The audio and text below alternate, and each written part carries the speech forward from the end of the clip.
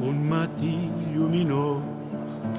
La Barcelona que conoció en 1971, tan lejana esta, que ahora pasea a sus 70 años recién cumplidos, su Valencia tan querida, la estupidez de la guerra o simplemente su madre, cuando juntos cantaban la Internacional. Lugares, recuerdos, paisajes transitados de los que han brotado 10 canciones que conforman el mapa sentimental de Raimon, o como él ha llamado a su disco, un reloj de emociones. El reloj de emociones es un tipo de disco muy íntimo, muy personal, que a lo largo de emociones, del tiempo distinto y vivido, pues es unitario, aunque las emociones se den a lo largo de los años.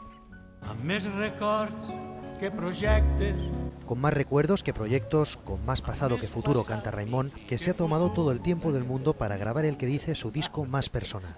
Otros 70 ya no te los dan, ¿no?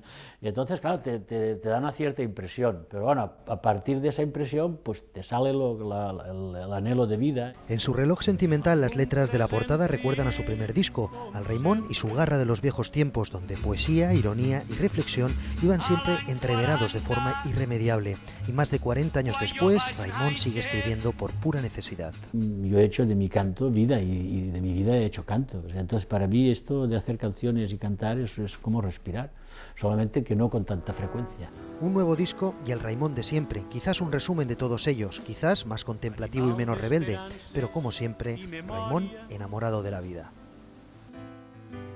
No he volgut ser humà d'altra